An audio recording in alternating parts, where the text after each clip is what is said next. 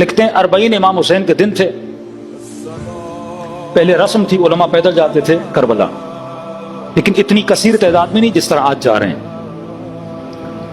تو کہتے ہیں میں نے جتنا پانی اٹھایا وہ راستے میں ختم ہو گیا، مجھے یہ تھا کہ راستے میں جگہ ہوں گی، پانی مجھے مل جائے گا، لیکن روٹ میں نے ایسا اختیار کیا جس پہ پانی نہیں تھا۔ اتنی شدید کہتے ہیں مجھے پیاس لگی، 50 ڈگری کی گرمی، میں نے سوچا میں مر جاؤں گا۔ کہتے چلتے چلتے تھکتے تھکتے بالآخر مجھے امام حسین کا روزہ نظر آیا۔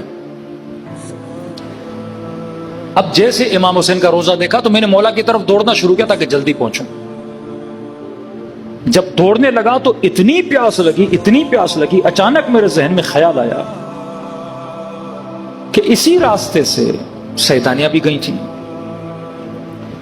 امام حسین العابدین نے برداشت کر لیا ہوگا، بی بی زینب نے برداشت کر لیا ہوگا۔ میں سوچ رہا تھا چھوٹے بچوں نے پیاس کیسے برداشت کی ہوگی اتنی گرمی میں۔ شیخ نجفی کہتے ہیں بس یہ سوچنا تھا، میری آنکھوں سے پردے ہٹائے گئے اور مکاشفہ ہوا۔ اللہ نے مجھے کربلا کا ایک منظر دکھایا جس پہ میں آج تک پوری زندگی کہتے ہیں روتا رہتا ہوں۔ کون سا منظر تھا؟ وہ شام غریبہ کا منظر تھا کہ خیموں کو آگ لگ گئی ہے اور بچے خیموں سے بھاگ رہے ہیں، بعض بچوں کے کرتوں پہ آگ لگی ہوئی ہے، کوئی بیوی ہے جو ان کی آگ کو بجھانے کی کر رہی ہے۔ کہتے اب میں نے دیکھا، مجھ سے برداشت نہیں ہو رہا تھا، میرا یہ تھا میں ان بچوں کو بچاؤں، کہیں ان کے وجود کو آگ نہ لگ جائے۔ میں ان کے پیچھے دوڑنے لگا اور اتنا تیز دوڑا لیکن کوئی بچہ میرے ہاتھ نہیں آتا تھا۔ منظر دیکھ رہا ہوں، تڑپ رہا ہوں، رو رہا ہوں، گریہ کر رہا ہوں۔ کہتے اس طرح دوڑتے دوڑتے میرے پاؤں پتھروں پہ جاتے تھے، میرے پاؤں سے خون بہ رہا تھا لیکن مجھے ہوش نہیں تھا، یہاں تک کہ میں بے ہوش ہو گیا۔ شیخ نجفی کہتے ہیں میری آنکھ کھلی تو میں نے دیکھا میں کربلا کی گلیوں میں ہوں۔ اٹھا تو دیکھا پاؤں زخمی، خون بہ رہا ہے، آنکھیں لال، رو رہا ہوں۔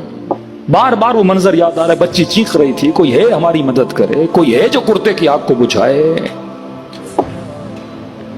کہتا اتنے میں نہر کے کنارے گیا، اپنے پاؤں کو دھویا، بین الحرمین آیا، امام حسین کے حرم کے قریب بیٹھا۔ شام کے 6 بج رہے تھے، حرم ابا عبداللہ الحسین کی ایک گھنٹی ہے، مشہد میں بھی آپ نے دیکھا ہوگا جب گھنٹا پورا ہوتا ہے تو گھنٹی بجنا شروع کرتی، آواز ہے اس کی۔ کہہ رہا سب لوگ گھنٹی کی آواز سن رہے تھے لیکن مجھے حسین کی آواز سنائی دے رہی تھی،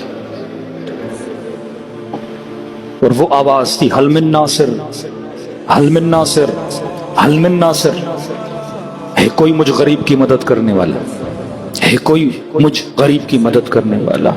کہتے ہیں میرا جگر پارا پارا ہو رہا تھا کہ ابھی تک مولا آواز دے رہے ہیں۔